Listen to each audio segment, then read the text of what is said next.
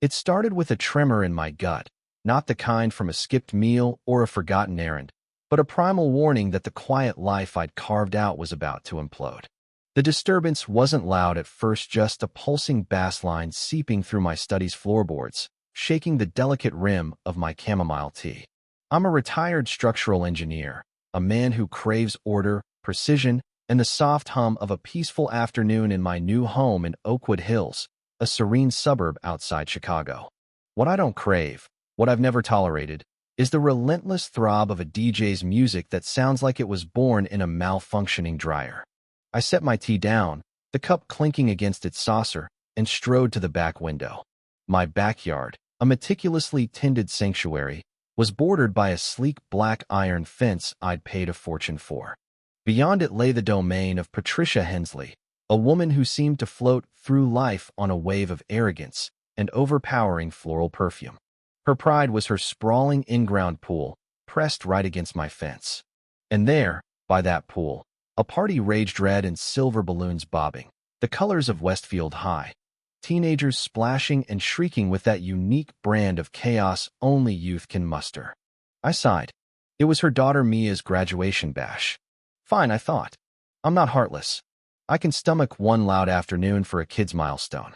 But the unease lingered, sharper than the noise. My eyes scanned the fence line, and my breath caught. A cluster of adults with wine glasses stood on my side, trampling my prized hydrangeas, the ones I'd coaxed to life after years of neglect. Worse, a man in a loud Hawaiian shirt leaned against my cherry blossom tree, planted for my late wife, Clara. That was my limit. Patience is my strength, but even steel bends under pressure. I'm Marcus Reynolds, a 65-year-old black widower who moved to Elm Street 9 months ago, dreaming of retirement filled with gardening, Civil War books, and maybe a bridge club. Patricia, though, had other plans. On my third day, as movers hauled my life in crates, she stormed over, not with a pie but a pointed finger at my trash bins by the garage. The Oakwood Hills HOA bylaws, she declared, her voice like a snapped twig, require bins to be hidden from the street, only curbside after 5 p.m. The night before pickup, I stared, surrounded by chaos, and said, "Ma'am, I haven't unpacked a chair to sit and read your 400-page rulebook yet." Her lips pursed, and she snapped, "I'm the HOA president. See that you comply." That was Patriciano warmth, just rules she wielded like a scepter. Her campaign continued. Notes about my lawn's excessive height, my door wreath's unapproved shade, even the offensive scent of my grilled rosemary chicken.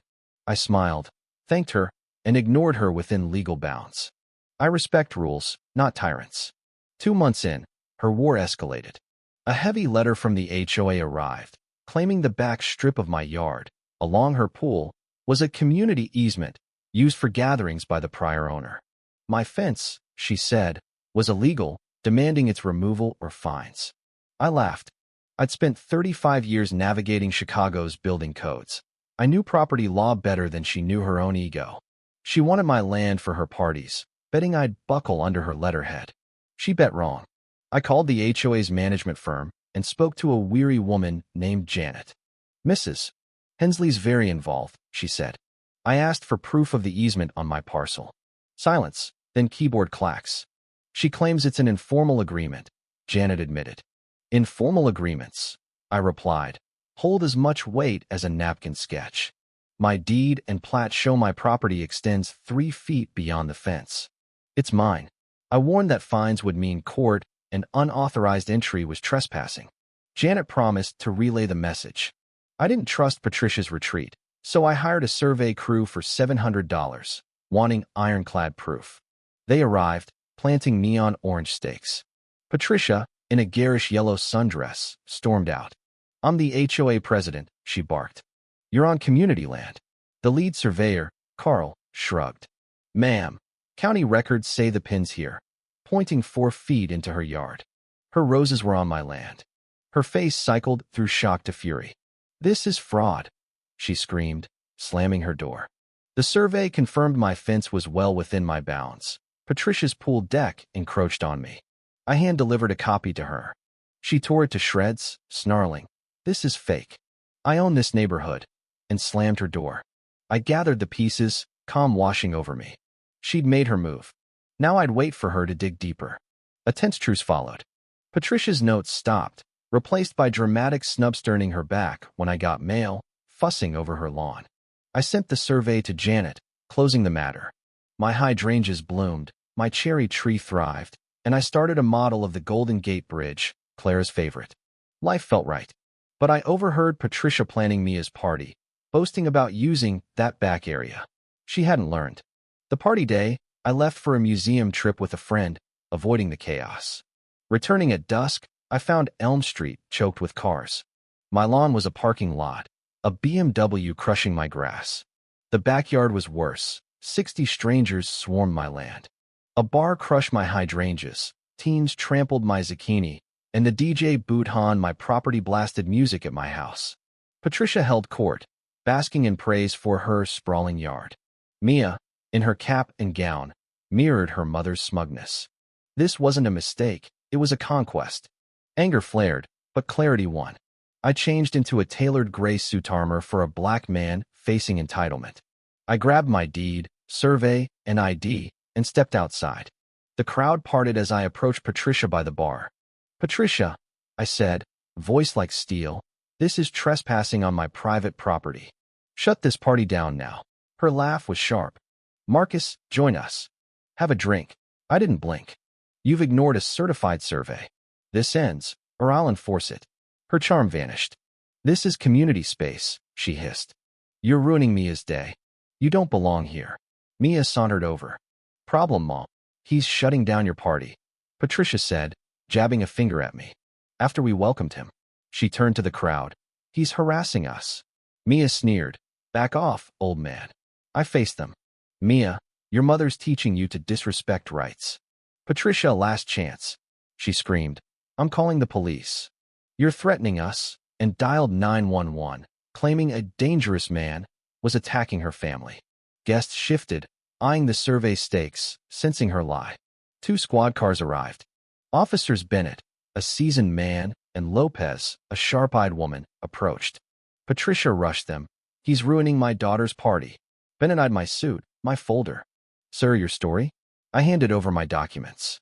"I'm Marcus Reynolds, owner of 118 Elm Street. This party is on my land, against a certified survey." Bennett studied the papers, ignoring Patricia's protests. "These are fake," she shrieked.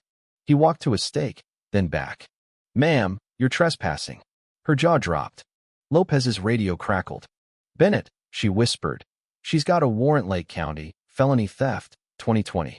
Patricia's bravado collapsed. "Carol Hensley," Bennett said, "you're under arrest." Handcuffs clicked as she sobbed. "It's a mistake." Mia stood frozen, her gown absurd. Guests fled, abandoning plates. I felt no joy, only pity for the wreckage of her delusion. The party vanished, leaving trash and silence. I told Mia, "Congratulations. I'm sorry it ended this way." She walked away, head down. The HOA board visited, apologetic, offering to cover damages. I declined. This was about principle. Patricia's theft charge stuck, costing her house and freedom.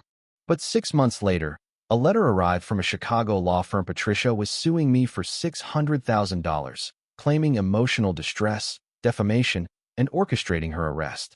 It was absurd, but dangerous. I called my lawyer, Ellen Carter, a no-nonsense veteran. "This is nonsense," she said, reading the complaint. "We could dismiss it, but let's end her. We'll countersue for malicious prosecution and demand HOA records to prove her reputation."